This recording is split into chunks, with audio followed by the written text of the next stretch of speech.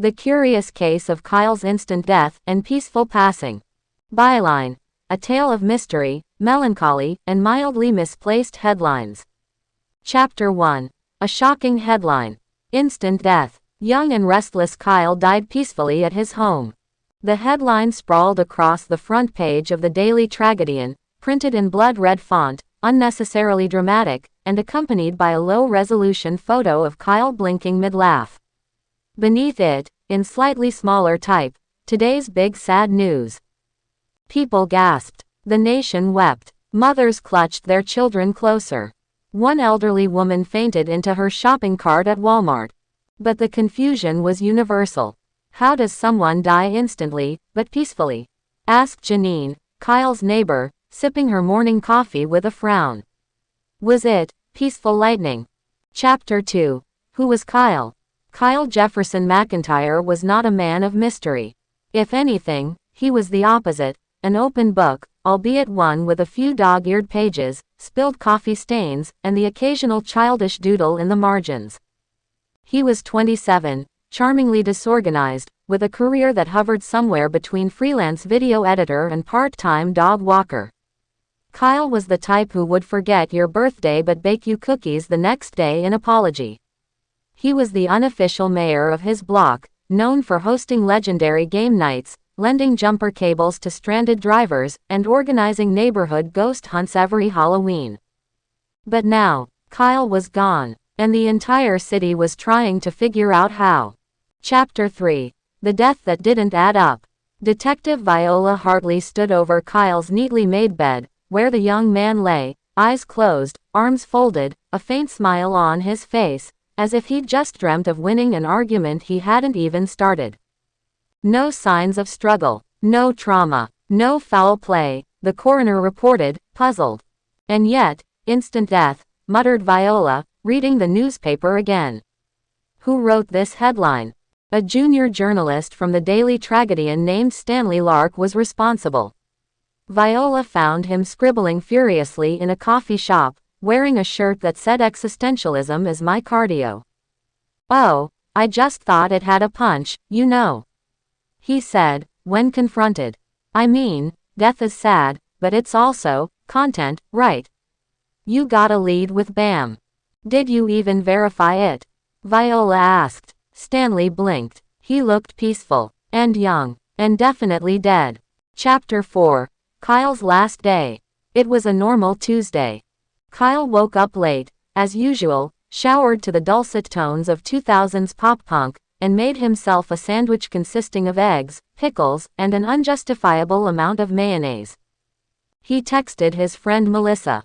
"Game night Thursday. You in? Bring betrayal energy."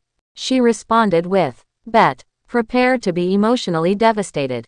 He sent a thumbs-up emoji, followed by a gif of Nicolas Cage dramatically taking off sunglasses. Then, around 2:13 p.m., Kyle sat on his favorite beanbag chair and exhaled.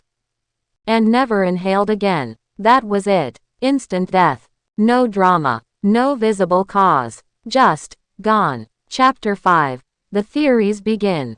When word spread of Kyle's bizarre demise, theories erupted online faster than a conspiracy subreddit on caffeine.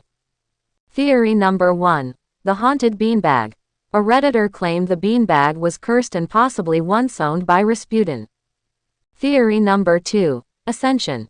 A niche Twitter cult believed Kyle had reached vibrational completion, and had simply left his body behind. Theory number 3. The government did it. Because of course someone thought that. Theory number 4. Kyle was an alien who returned home. This one was surprisingly detailed, complete with maps of vibrational hotspots, and screenshots of Kyle blinking, in code, during Instagram stories. Meanwhile, his family, understandably, was just trying to plan the funeral. Chapter 6. The letters. 3 days after his death, Kyle's sister, Rebecca, found a sealed envelope tucked behind a row of Pringles cans in his kitchen cabinet. It read, "Open in case I die unexpectedly. Or if you just really miss me." Inside were 6 handwritten letters. One each to Rebecca, Melissa, his ex, Jonah, his dog sitter, himself, and the sixth simply labeled, to the world. They read like parting words, yet they were dated from 2 years prior. Hey Rebecca, his said. If you're reading this, I guess I died. Hopefully not during something embarrassing, like sneezing during a backflip. Anyway, take care of Mom. Forgive Dad for being an idiot sometimes. And remember that time we built that cardboard spaceship. You were always my co-pilot. Melissa's letter ended with, if you're the killer, I forgive you. But wow, rude. Even his own letter to himself read, congrats, you did it.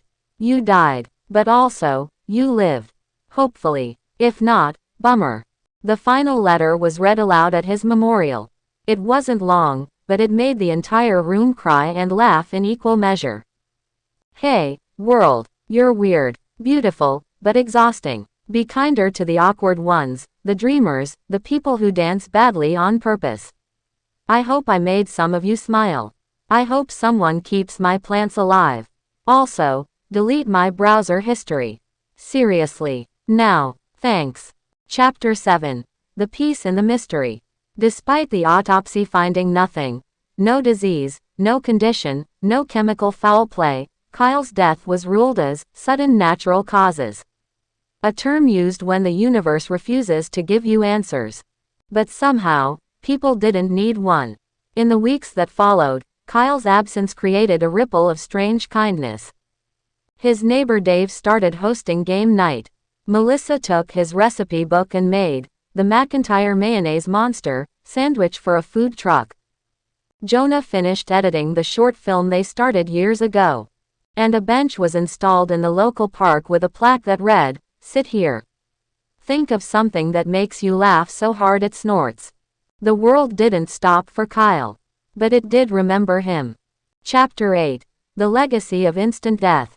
Ironically, instant death became a trending topic online for weeks, not out of fear, but fascination. Kyle's story inspired people to write their own, "If I Die" letters, to plan weird, joyful memorials, and to call their siblings more. Kyle didn't leave behind fame or fortune. He left behind fondness. He didn't go out in a blaze of glory, but he did go out as Kyle.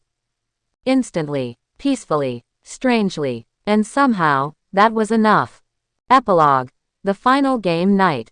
1 month after his passing, his friends gathered for a final game night. They played Kyle's favorite, Mafia. During the game, as people accused each other, laughed, argued, and dramatically died, someone said, "Okay, but seriously, how would Kyle have died in this game?" Melissa smiled, sipping her drink.